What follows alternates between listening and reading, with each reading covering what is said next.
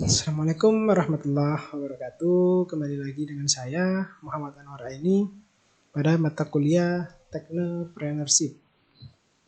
Oke, pada minggu kita kali ini, di minggu yang ke-6, kita akan membahas tentang analisa model bisnis. Bisa kalian ketahui ya, analisa model bisnis sendiri adalah salah satu dari proses perencanaan bisnis, di mana proses perencanaan bisnis itu terdapat 3 sub pokok bahasan penting, yakni menentukan ide bisnis, menganalisa kelayakan bisnis, dua-duanya ini sudah kalian lakukan di minggu-minggu sebelumnya ya. Dan juga yang terakhir ini menentukan model bisnis. Nah, ini yang akan kita bahas pada minggu kita kali ini. Model bisnis sendiri, jika kita tinjau dari artinya, model bisnis adalah metode dalam melakukan bisnis di mana perusahaan akan mendapatkan pendapatan atau keuntungan untuk dapat survive di dalam bisnisnya. Model ini menjelaskan bagaimana perusahaan menempatkan posisinya di dalam lingkungan bisnisnya. Model bisnis yang banyak digunakan adalah jenis model bisnis kanvas. Apa sih model bisnis kanvas itu? Model bisnis kanvas adalah suatu tools dalam manajemen strategi dan kewirausahaan untuk menjelaskan, mendesain, menantang, menciptakan proses dalam suatu bisnis. Melalui bisnis model kanvas ini, perusahaan akan melihat bisnis dalam gambaran besar, namun tetap mendetail. Apa saja elemen-elemen kunci yang ada di dalamnya itu kita dapat melihat dengan sangat-sangat jelas. Adapun contoh dari model bisnis kanvas itu bisa kalian seperti ini ya. Jadi dalam bisnis model kanvas sendiri itu terdapat beberapa komponen yang mana komponen itu dapat menjelaskan nantinya posisi perusahaan itu seperti apa, kondisi perusahaan sekarangnya itu seperti apa, dan apa saja sih yang dibutuhkan. Nah, itu ada beberapa komponen. Di sini kalian bisa lihat ada key partner yang dilambangkan dengan rantai, di mana nanti akan kita kupas satu persatu ya. Apa itu key partner, apa itu key activity, apa itu key resource, cost, dan lain-lain. Nah, ini adalah contoh bentuk daripada bisnis model canvas. Oke. Selanjutnya, komponen daripada bisnis model canvas ya. Jika menurut buku yang dikarang oleh Osterwalder dan Bicknell, mereka membuat sebuah pendekatan model bisnis canvas, yaitu bisnis model canvas terdiri dari 9 building block, atau bisa diartikan 9 komponen agar memudahkan para bisnis untuk membangun dan mengembangkan bisnis mereka. 9 komponen itu terdiri dari customer segment, value proposition, customer relationship, channel, revenue stream, key resource, key activity, key partner, dan cost structure. Itu adalah 9 komponen dalam sebuah bisnis canvas yang nantinya akan kita kupas one by one secara bergantian. Oke, kita kupas yang pertama, yakni customer segment. Customer segment adalah bagaimana kita sebagai seorang pebisnis itu mengsegmentasi siapa sih nanti yang akan membeli daripada produk kita, gitu ya. Jadi nanti siapa saja sih pelanggan kita kan gitu. Jadi untuk menjawab daripada pertanyaan-pertanyaan terkait customer segment, maka atau untuk menjawab bagaimana bisnis kita nanti itu diperuntukkan untuk segmen yang mana atau segmen pelanggan yang mana, maka kita bisa menjawab beberapa pertanyaan yang ada di situ. Yang pertama, customer segment bisa diketahui dengan cara memberikan kita pertanyaan kepada diri kita sendiri sebagai perusahaan untuk bisa menjawab pertanyaan-pertanyaan ini. Di antaranya yang pertama, untuk siapa sih kita menciptakan nilai atau produk yang kita ciptakan gitu ya. Jadi untuk pelanggan misalnya gitu jawabnya, untuk pelanggan kita yang apa, yang seperti apa kan gitu. Dan yang kedua, siapa pelanggan yang paling penting? Business to business atau business to consumer? Kan gitu. Jadi kalau business to business itu contohnya misalkan kita memproduksi suatu barang di mana kita akan menjualnya ke produsen lain atau pabrik lain. Misalkan kita mempunyai pabrik nih, kita membuat kayu setengah jadi, yang mana kayu setengah jadi nanti akan kita supply atau kita kirim ke perusahaan lain, yang mana perusahaan lain itu memiliki peran untuk mengolah itu menjadi furnitur misalnya gitu. Kalau yang kedua, business to consumer atau B2C, yakni bagaimana bisnis yang kita buat itu nantinya akan langsung kita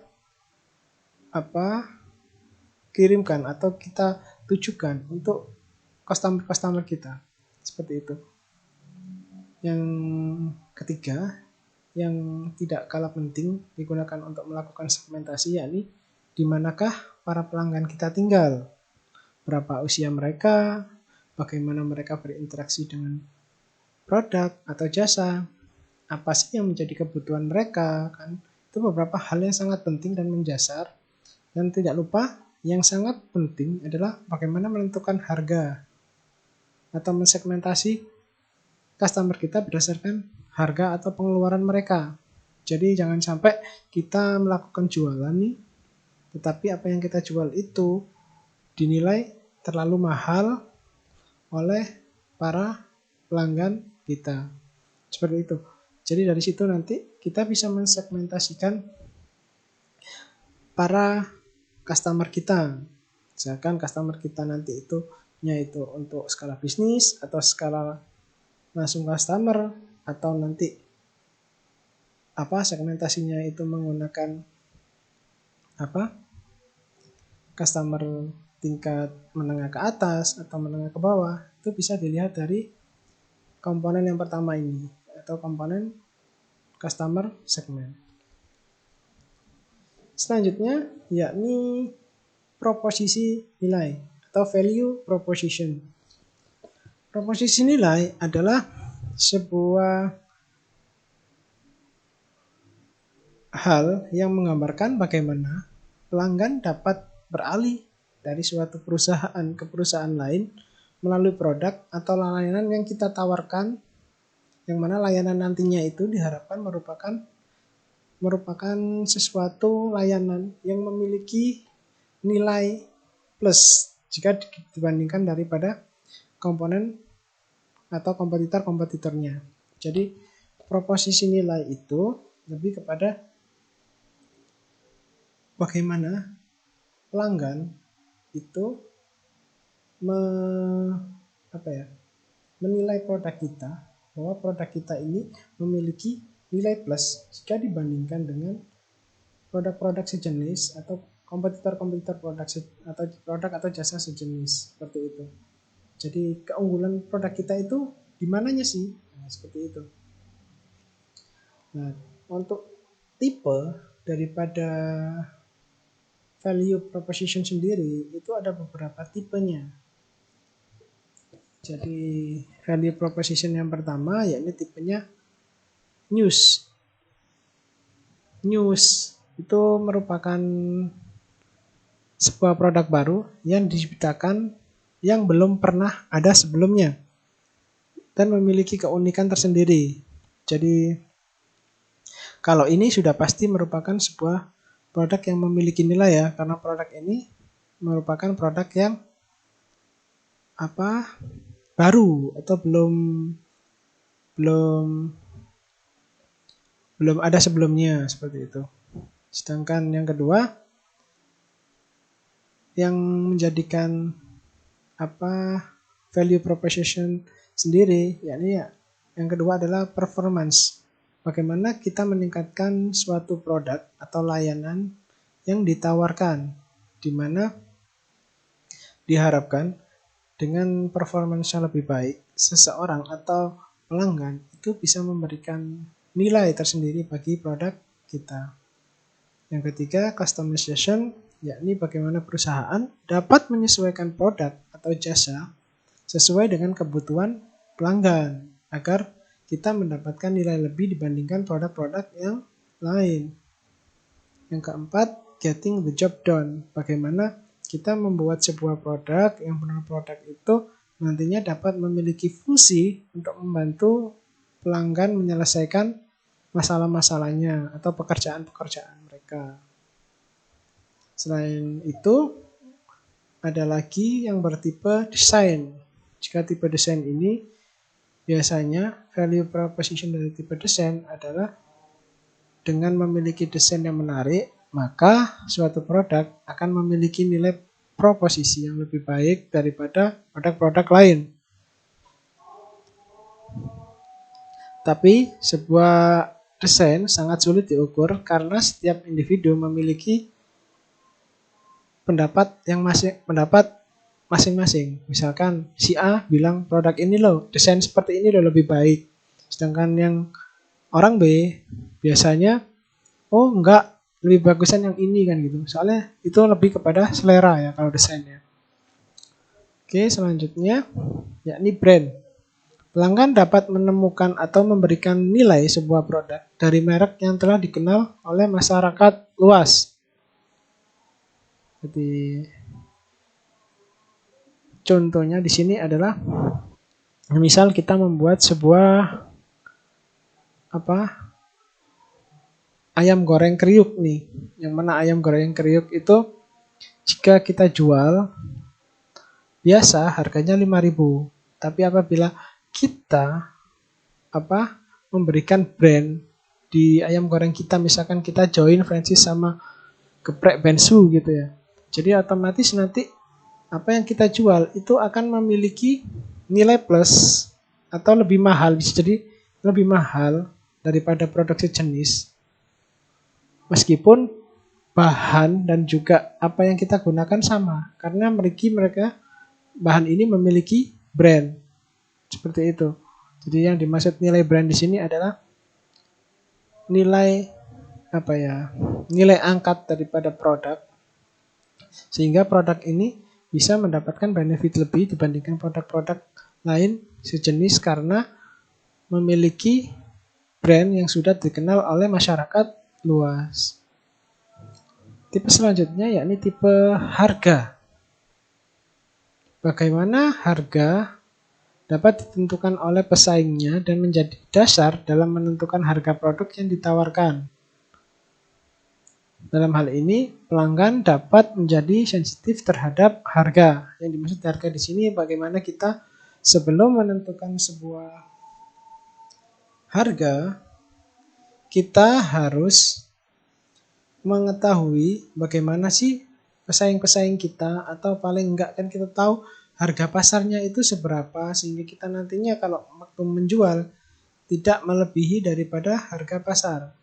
Dengan produk yang sama, kualitas yang sama, kita bisa menjual lebih murah, otomatis nanti produk kita akan memiliki nilai proposition sendiri. Seperti itu ya. Cost reduction, selanjutnya tipenya, bagaimana sebuah nilai didapat dari biaya yang dikeluarkan oleh pelanggan dapat membeli produk atau jasa. Jadi kalau cost reduction itu hampir sama dengan harga, cuman bedanya kalau cost reduction ini biasanya untuk membeli sebuah produk, beberapa produk itu kan ada cost lebih. Nah, apabila kita bisa menghilangkan cost lebihnya dan hanya memberikan dari harga normalnya, itu nantinya produk kita itu juga akan memiliki nilai value proposition tersendiri bagi pelanggan. Tipe lain yang menjadi value proposition daripada pelanggan yakni barang-barang yang memiliki risk reduction yang kecil. Maksudnya risk reduction yang kecil di sini adalah resiko yang ditimbulkan oleh produk yang ditawarkan kepada pelanggan itu sangat kecil. Jadi diartikan bahwa produk yang ditawarkan memiliki garansi apabila terjadi kerusakan. Jadi si pelanggan ini dengan membeli produk kita, bahwa kita itu menjamin bahwa resiko yang ditimbulkan produk itu sangatlah kecil. Jadi dengan adanya risk reduction ini, pelanggan akan membeli atau yakin untuk membeli produk kita seperti itu. Yang kedua, accessibility ya. Produk yang ditawarkan dapat dengan mudah digunakan atau dapat diakses semua orang. Jadi lebih kepada kemudahan akses kepada si produk itu sendiri. Jika kita memiliki produk yang sangat mudah didapatkan atau mudah diakses, otomatis pelanggan kan tidak perlu repot. Dengan tidak perlu repot tersebut, maka nantinya kita akan memiliki nilai tersendiri bagi pelanggan. Oh, berarti barang ini mudah kan gitu untuk didapat. Jadi saya lebih suka barang ini. Semisal gitu. Jadi contohnya misalkan ada nih produk misalkan kayak Sarimi gitu ya.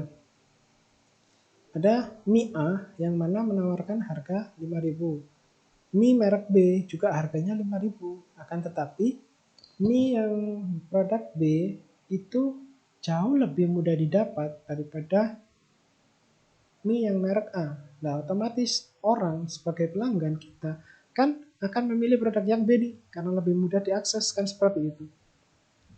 Itu adalah bagaimana menetapkan sebuah nilai atau value proposition. Yang terakhir yakni usability, bagaimana produk dapat memenuhi keinginan atau kebutuhan pelanggan.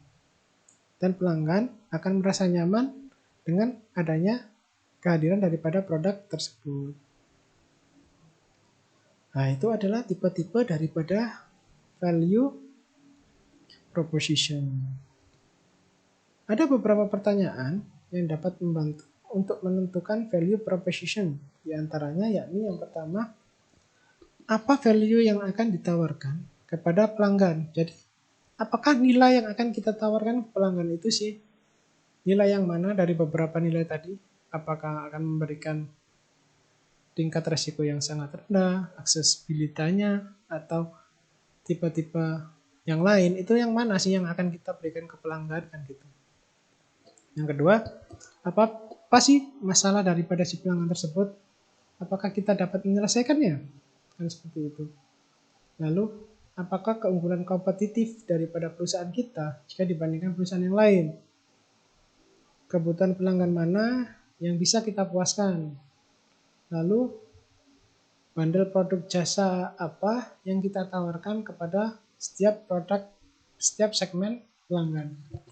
Jika di poin pertama tadi, kita bisa melakukan segmentasi pelanggan berdasarkan pertanyaan-pertanyaan tadi. Jika sudah terbentuk, berarti kan kita harus memanage nantinya sasaran daripada produk kita. Misalkan kita membuat produk A nih diluncurkan untuk pasar segmen menengah ke atas. Atau nanti di produk B digunakan untuk segmen menengah ke bawah. Jadi semisal contohnya di sini mungkin kalian bisa lihat dengan sangat jelas ya bagaimana ada beberapa mobil yang memiliki bentuk yang hampir sama. Jadi ada Innova sama Xenia, ada Ayla sama Agya kan gitu ya. Jadi itu ada beberapa tipe mobil yang mana biasanya dibundle oleh perusahaan-perusahaan yang mereka naungi untuk menciptakan atau menyasar beberapa segmen daripada segmentasi pasar yang berbeda-beda. Jadi misalnya contohnya Avanza ini diperuntukkan untuk kalangan menengah ke atas, orang-orang kalangan menengah ke atas. Sedangkan untuk yang Xenia ini hanya dibedakan daripada interiornya saja, tapi ini pasar yang harga yang ditawarkan jauh lebih murah. Kenapa? Karena segmentasi pasar yang disasar oleh Xenia ini adalah pasar segmentasi menengah ke bawah, seperti itu. Itu adalah contoh daripada value proposition. Oke, selanjutnya kita masuk ke komponen yang ketiga, yakni channel. Channel sendiri, jika kita gambarkan, channel itu menggambarkan sebuah perusahaan yang menjalin komunikasi dengan pelanggannya dalam menyampaikan proposisi nilai daripada perusahaan itu sendiri. Jadi, jika kita sudah memiliki value proposition, jadi berarti perusahaan kita kan memiliki nilai lebih jika dibandingkan perusahaan-perusahaan yang lain. Nah, maka dari itu kita perlu sebuah channel di sini. Jadi channel di sini itu lebih kepada bagaimana perusahaan ini memberitahu kepada masyarakat bahwa kita ini punya produk yang lebih bagus daripada produk-produk serupa, misalkan gitu. Jadi channel ini lebih kepada seperti itu ya. Nah, jika dari penjelasan tersebut kita dapat menarik sebuah kesimpulan bahwa fungsi dari channel antara lain yakni satu, meningkatkan kesadaran pelanggan atas produk jasa yang ditawarkan oleh perusahaan. Jadi biar orang-orang atau pelanggan itu melek bahwa kita itu punya nih produk yang lebih bagus dari produk-produk yang sudah ada di pasar, kan seperti itu. Yang kedua, membantu pelanggan dalam mengevaluasi proposisi nilai perusahaan. Jadi kita selain menawarkan agar atau memberitahu agar pelanggan ini tahu bahwa kita punya produk yang lebih, jadi mereka bisa mengevaluasi nilai-nilai yang kita tawarkan tadi sesuai apa enggak, kan seperti itu. Yang ketiga, memungkinkan pelanggan untuk membeli produk atau jasa yang lebih spesifik, memberikan proposisi nilai atau value proposition perusahaan kepada pelanggan.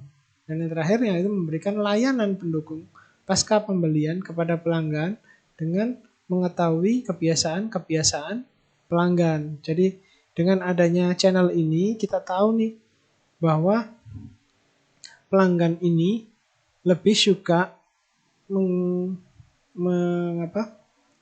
melakukan pembelian melalui channel mana sih, kan gitu. Nah, tipe-tipe daripada channel itu kalau kita kategorikan bisa dikategorikan menjadi 5 bagian. Jadi yang pertama yakni sales force. Kita melakukan penjualan langsung dilakukan oleh karyawan. Dan yang kedua, web sales. Kita melakukan penjualan melalui website atau toko online. Dan yang ketiga, kita melakukan penjualan via owner store atau penjualan melalui toko sendiri atau membuka sebuah toko. Ada lagi yang keempat yakni partner store, yakni kita melakukan penjualan melalui toko partner atau melalui mitra kerja. Misalkan kita menitipkan ke tempat lain gitu. Dan yang terakhir yakni tipe tipe wholesale. Nah, wholesaler di sini adalah melakukan penjualan secara grosir. Nah, dengan adanya tipe-tipe tersebut, maka diharapkan nanti jika kita sudah tahu channel mana yang kita gunakan, berarti kita akan bisa mengevaluasi nih orang-orang itu atau pengguna-pengguna itu sekarang lebih suka belanja via langsung atau via web atau via grosir, seperti itu.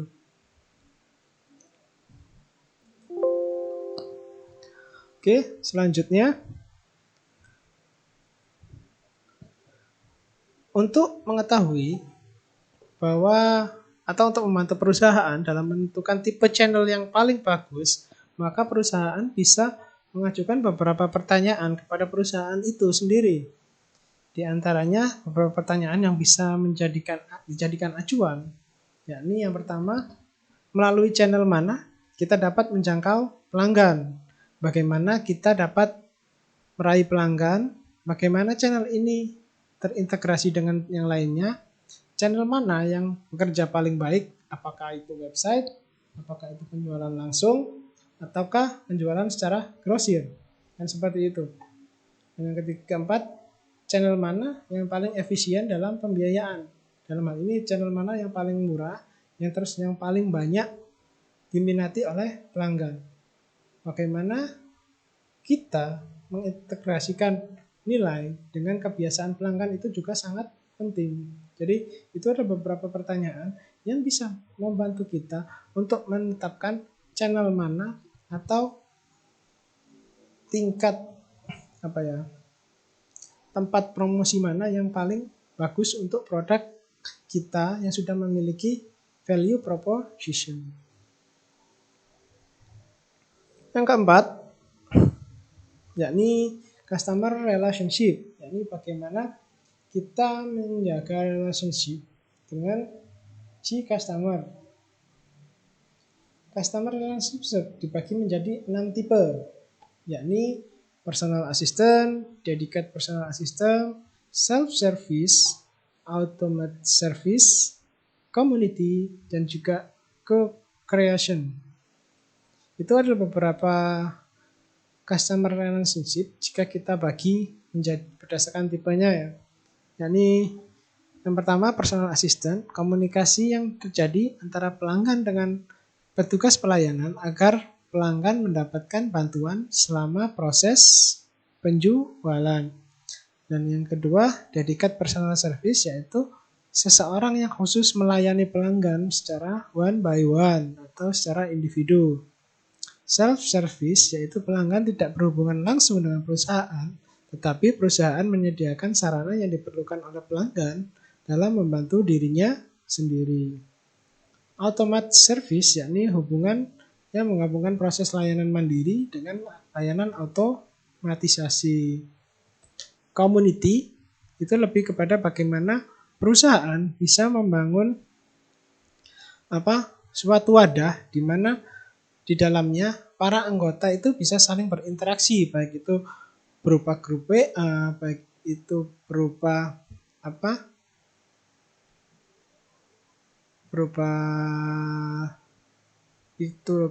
chat di website atau lain-lain. Itu bisa merupakan sebuah customer relationship dengan tipe community. Jadi perusahaan bisa tahu dari customer-nya bahwa apa sih kekurangannya, apa sih kelebihannya. Jadi di situ nanti perusahaan bisa mengevaluasi kinerja perusahaan itu. Dan yang terakhir yaitu co-creation, yaitu membangun sebuah hubungan dengan konsumen untuk menciptakan sebuah proposisi nilai yang baru. Jadi menciptakan sebuah keunggulan produk yang baru. Ini adalah beberapa pertanyaan yang dapat membantu perusahaan menentukan customer relationship yang paling baik bagi dia itu yang seperti apa. Ada 3 pertanyaan ya. Lebih kepada bagaimana tipe relationship yang dibangun, yang akan kita bangun dan kita berikan ke pelanggan. Manakah tipe relationship yang telah dijalankan? Seberapa mahalkah? Dan bagaimana relationship terintegrasi dengan keseluruhan bisnis model kita. Seperti itu. Yang kelima, yakni revenue stream. Harus pendapatan menampilkan keadaan keuangan perusahaan yang diperoleh dari uang tunai dari setiap segmen konsumen yang masuk. Sebuah model bisnis dapat melibatkan 2 tipe revenue stream yang berbeda. Bisa melalui transaction revenue dan recurring revenue. Jika transaction revenue yaitu transaksi yang diperoleh dari sekali pembayaran daripada pelanggan. Sedangkan recurring yaitu transaksi yang diperoleh dari pembayaran yang masih berkelanjutan untuk memberikan nilai produk kepada pelanggan. Itu ya. Kalau revenue stream itu ada transaction revenue dan recurring. Jika transaction revenue berasal dari sekali pembayaran, recurring itu lebih kepada pembayaran yang berkelanjutan. Revenue stream terdapat beberapa tipe, yakni aset skala, usage fee, subscription fee, lending atau leasing, licensing, broken act, dan juga advertising. Aset sale yaitu penjualan perusahaan menjual aset-asetnya untuk memperoleh pendapatan. Usage fee yaitu pendapatan yang didapat dari beberapa banyak pelanggan yang menggunakan produk atau jasa yang ditawarkan oleh perusahaan. Biasanya, semakin banyak dan lama produk tersebut digunakan, maka semakin banyak biaya yang dikeluarkan oleh pelanggan untuk membeli daripada barang tersebut. Otomatis nanti pendapatan juga akan didapatkan oleh si perusahaan. Subscription fee, yakni pendapatan yang diperoleh dari menjual layanan secara terus-menerus. Ini hampir sama ya. Dan yang ketiga, yakni leasing. Leasing yaitu pendapatan yang diperoleh dengan cara memberikan hak eksekutif kepada seseorang untuk menggunakan aset yang dimiliki oleh perusahaan. Sedangkan licensing itu sama, pendapatan yang diperoleh daripada memberikan hak intelektual. Ini tapi license itu lebih kepada hak intelektualnya ya dari perusahaan agar orang yang membeli license tersebut dapat menggunakan perusahaan mereka untuk membuka usaha yang hampir sama. Jadi contohnya licensing ini seperti yang itu ya.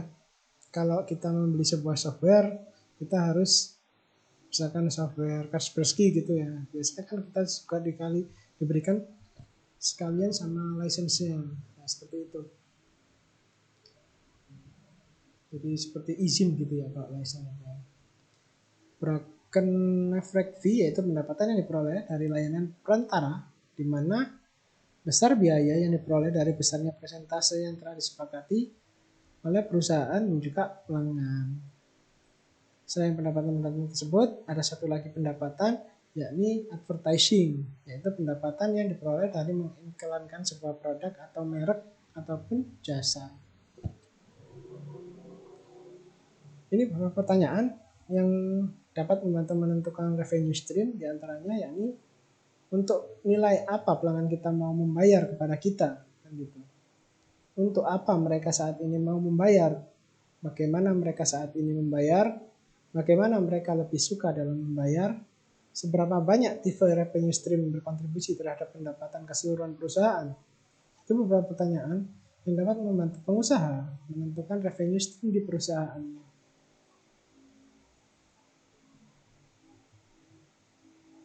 Selanjutnya, komponen yang keenam, key resource merupakan aset yang sangat penting bagi perusahaan agar bisnis dapat berjalan dengan lancar dan dengan baik. Setiap model bisnis membutuhkan sumber daya, resource atau sumber daya ya. Jadi untuk resource sendiri bisa dikategorikan menjadi 4 tipe. Yang pertama, aset fisik meliputi gedung, mesin, tanah, dan juga kendaraan. Yang kedua, aset intelektual atau intellectual resource, yakni meliputi hak kekayaan, paten, merek, dan lain-lain. Sedangkan yang ketiga yakni human resource, sudah pasti ya, sumber daya manusia. Sumber daya manusia merupakan bagian penting dalam sebuah perusahaan pada industri kreatif dan padat karya. Sumber daya utamanya adalah manusia. Maka dari itu kenapa disebut human resource. Yang terakhir yakni financial resource, yakni keuangan yang mencerminkan kinerja daripada sebuah perusahaan dengan perputaran uang yang terjadi dalam perusahaan tersebut. Jadi uang yang diputar dalam sebuah perusahaan itu juga merupakan sebuah financial resource. Atau misalkan contohnya itu piutang dagang, misalkan kita memberikan mengirimkan barang tapi dibayar di belakang, itu merupakan juga sebuah resource daripada perusahaan. Kan kita belum menerima uangnya nih, tapi kita sudah melakukan penjualan. Biasanya kan ada sih tipikal penjualannya seperti itu. Nah, itu termasuk juga merupakan sebuah aset kita yang di sini disebut sebagai financial resource. Untuk financial sendiri, di sini ada beberapa pertanyaan juga yang dapat menentukan bahwa perusahaan itu memiliki nilai resource yang baik atau tidak. Yang pertama, apakah sumber daya kunci yang diperlukan untuk memenuhi value proposition yang telah ditetapkan itu sudah memenuhi? Apakah sumber daya yang diperlukan untuk mendistribusikan melalui channel sudah ada? Apakah sumber daya yang diperlukan untuk membangun customer relationship sudah ada? Apakah sumber daya yang diperlukan untuk mendapatkan pendapatan revenue stream itu juga sudah ada? Nah, ini beberapa pertanyaan terkait key resource ya. Jadi lebih pertanyaannya kepada apakah sumber dayanya sudah ada, baik itu untuk customer relationship, untuk pemenuhan distribusi channel, atau untuk preposition value-nya. Seperti itu. Yang ketujuh, yakni key activity. Key activity menggambarkan aktivitas penting yang dilakukan oleh perusahaan agar bisnis dapat bekerja dengan baik. Key activity dikategorikan menjadi 3 tipe, yakni produksi, pemecahan masalah, dan juga network. Produksi adalah aktivitas yang berhubungan dengan perencanaan, pembuatan, dan pengiriman produk. Sedangkan pemecahan masalah adalah aktivitas yang berhubungan dengan masalah yang timbul dari produk tersebut. Jika kita mempunyai sebuah perusahaan, terus kita memproduksi sebuah produk, sudah pasti kan di situ kita mengalami berbagai macam permasalahan ya. Nah, diharapkan di key activity ini kita juga bisa mengetahui permasalahan apa yang timbul dan bagaimana nanti kita bisa memecahkannya dengan pakai resource yang mana. Kan seperti itu. Itu adalah key activity kita. Jadi aktivitas penting apa yang bisa kita lakukan selain produksi, mengevaluasi sehingga terhadap berbagai masalah atau bisa disebut pemecahan masalah tadi. Dan yang ketiga adalah network atau jaringan. Model bisnis yang aktivitas utamanya berhubungan dengan jaringan, sebagian besar biasanya perusahaan-perusahaan yang bergerak di bidang teknologi informasi. Jadi jika perusahaan kita itu biasanya menggunakan teknologi informasi di dalamnya, maka otomatis network itu menjadi sebuah key activity. Bagaimana nanti pengembangannya, bagaimana nanti mendevelopnya, bagaimana kita memanage perkembangannya, itu masuk di sini. Nah, untuk beberapa pertanyaan terkait key activity itu kalian bisa lihat ya, di situ pertanyaannya lebih kepada apa aktivitas kunci kan gitu. Baik itu untuk value proposition, channel, relationship, dan juga revenue stream. Jadi dari 4 komponen sebelumnya itu apa sih key activity-nya? Seperti itu. Itu yang ke-7 ya, key activity. Yang ke-8 yakni key partnership. Yakni perusahaan perlu membentuk kerjasama dengan perusahaan lain atau mitra untuk mengoptimalkan sebuah bisnis. Terdapat 3 tipe key partnership. Yang pertama yakni optimization and economy of scale, yakni pembagian infrastruktur dengan perusahaan partner. Contohnya, perusahaan pengemasan dan pendistribusian merupakan sebuah perusahaan yang biasanya melakukan kerjasama di bidang infrastruktur dengan perusahaan lainnya. Jadi untuk optimization dan economy scale ini lebih kepada seperti kita mempunyai sebuah perusahaan ya.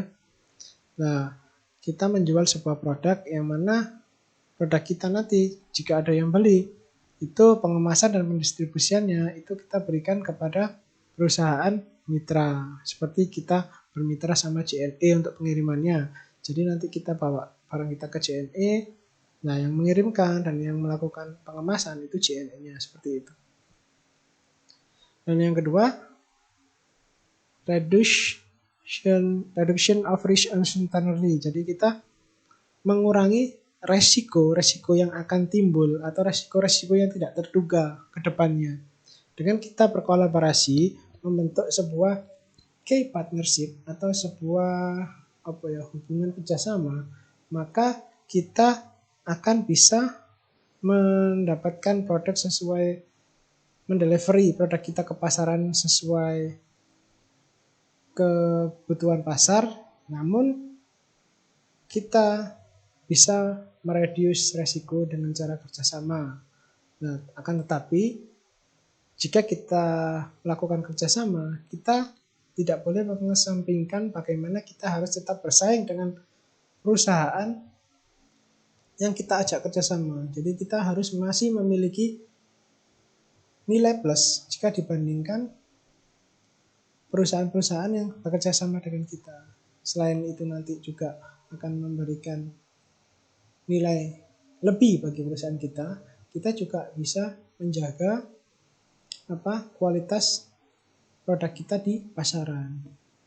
Dan yang terakhir yakni acquisition of particular resource, yakni memiliki semua sumber daya dengan cara mengandalkan perusahaan lain untuk melakukan aktivitas tertentu. Jadi ini lebih kepada seperti bagaimana perusahaan itu melakukan outsource kepada pegawai, seperti itu ya. Itu kerjasamanya seperti itu. Nah, ini beberapa pertanyaannya yang mungkin nanti bisa kalian baca sendiri ya. Di sini ada siapa key partners kita, siapa key supplier kita, siapa key resource yang diperoleh oleh mitra, seperti itu. Dan yang terakhir adalah cost structure, yakni penggambaran semua biaya yang dibutuhkan oleh perusahaan untuk menjalankan suatu bisnis. Cost structure ini dibedakan menjadi dua tipe. Ini yang pertama cost driven, yang kedua value driven. Cost driven sendiri yaitu model bisnis yang berfokus pada penekanan biaya serendah-rendahnya. Pendekatan ini bertujuan untuk mempertahankan struktur biaya agar lebih ramping dan menggunakan proposisi nilai dengan harga yang lebih rendah. Dan yang kedua yakni value driven, perusahaan yang tidak terlalu mementingkan biaya tetapi lebih fokus kepada penciptaan nilai. Jadi jika cost driven ini bagaimana kita tidak kehilangan nilai kita, tetapi kita harus meminimalisir atau meminimalkan setiap pengeluaran kita sehingga kemungkinan nanti nilai yang didapatkan bisa menurun karena adanya penurunan daripada perampingan daripada si biaya untuk pengembangan proporsi nilai tadi ya. Sedangkan untuk yang value driven ini tidak lebih mikir ke situ, cuman lebih fokus kepada bagaimana penciptaan nilainya. Oke, itu ya. Jadi untuk beberapa pertanyaan yang dapat membantu menekankan cost structure diantaranya apabila biaya yang paling penting melekat dalam bisnis model kami.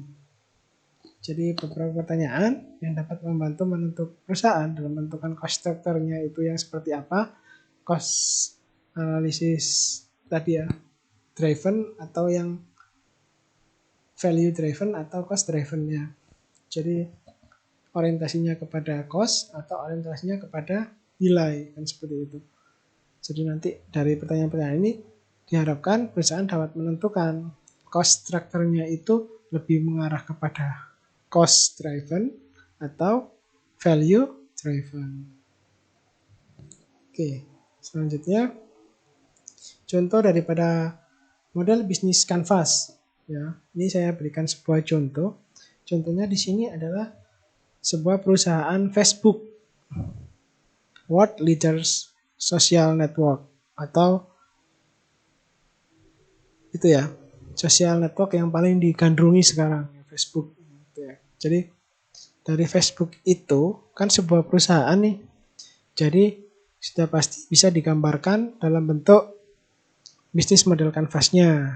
Nah, di situ kita dapat lihat nih kalau Facebook merupakan sebuah perusahaan yang memiliki key partners dengan content partners lainnya. Jadi di sini yang diajak kerjasama oleh Facebook yakni ada TV show, movie, musik, dan juga berita, artikel-artikel berita seperti itu. Key activity Facebook di sini lebih kepada aktiviti-aktiviti penting yang dilakukan Facebook. Di sini lebih kepada bagaimana develop platform atau pengembangan platform dan juga manajemen operasional data center. Ini adalah dua aktivitas yang dianggap Facebook sebagai aktivitas penting mereka. Dan key resource, yakni resource yang dibutuhkan untuk pengembangan Facebook ke depannya itu ada resource pengembangan Facebook platform dan juga pengembangan infrastruktur daripada Facebook itu sendiri.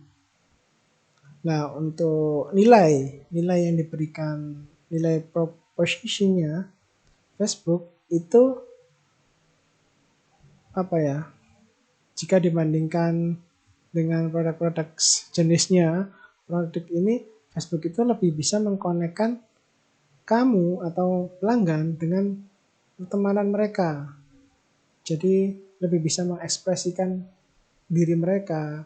Jadi lebih bisa mengintegrasikan antara pengguna dengan teman-teman mereka. Itu merupakan sebuah nilai plus tersendiri bagi si Facebook itu. Dan juga mulai mengembangkan di sini dengan adanya Facebook ya. Itu kita bisa mengembangkan konten-konten sosial. Juga di Facebook kita juga bisa mengembangkan halaman-halaman untuk menjalin sebuah hubungan dan lain-lain. Itu merupakan juga sebuah nilai plus daripada si Facebook itu sendiri. Nilai plus lain di sini adalah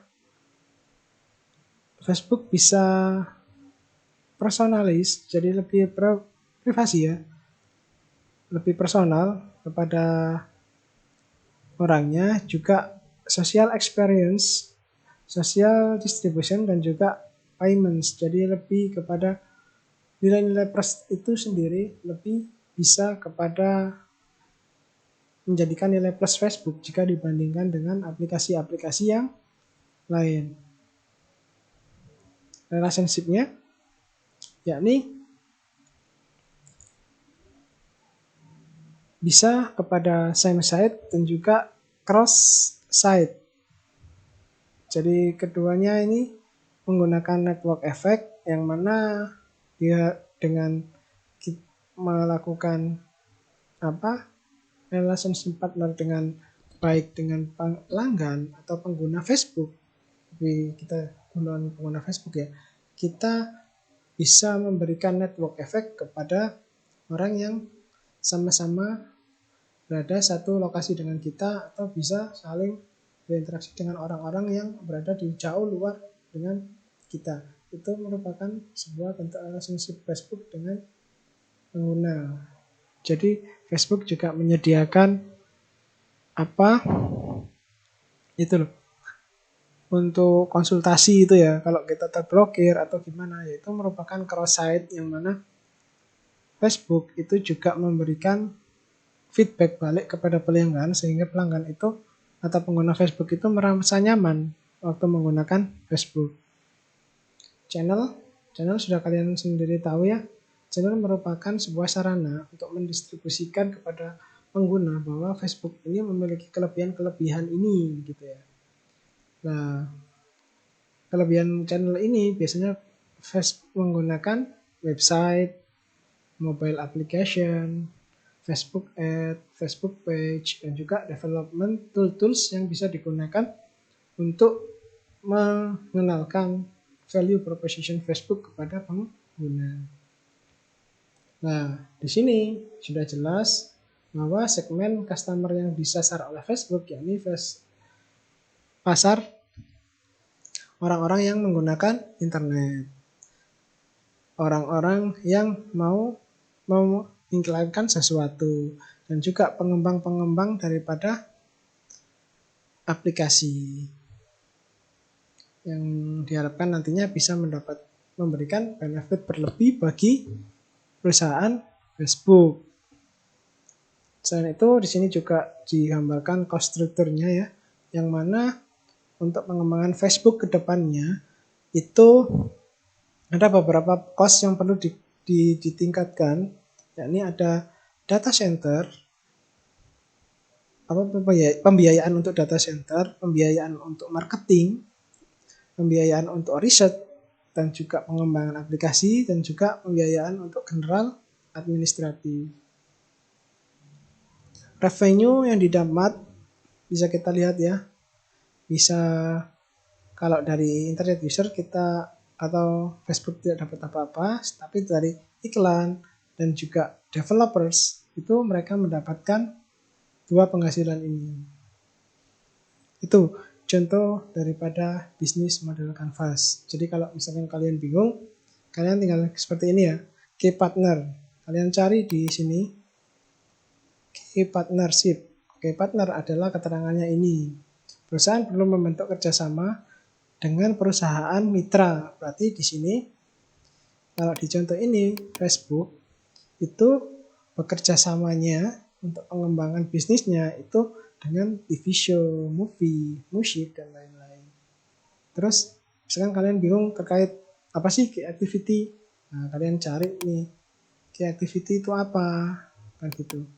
Jika dari definisi ini kalian bisa mengetahui bahwa key activity adalah aktivitas-aktivitas penting yang dilakukan oleh Facebook untuk pengembangan ke depannya. Di sini Facebook memiliki dua agenda penting yang mana key activity yang dianggap penting untuk Facebook untuk ditingkatkan yakni untuk mendevelop platformnya untuk lebih bagus dan juga memanage operasional daripada data center mereka. Seperti itu. Ini adalah contoh bagaimana kita membuat sebuah bisnis model Canvas. Oke, itu terkait bisnis model Canvas yang bisa saya sampaikan. Saya harap nantinya kalian kemarin kan sudah membuat ide ya terkait perusahaan apa yang kalian buat. Kalian mempunyai ide untuk membuat perusahaan apa. Nah, saya harap nanti kalian bisa membuat bisnis model Canvas daripada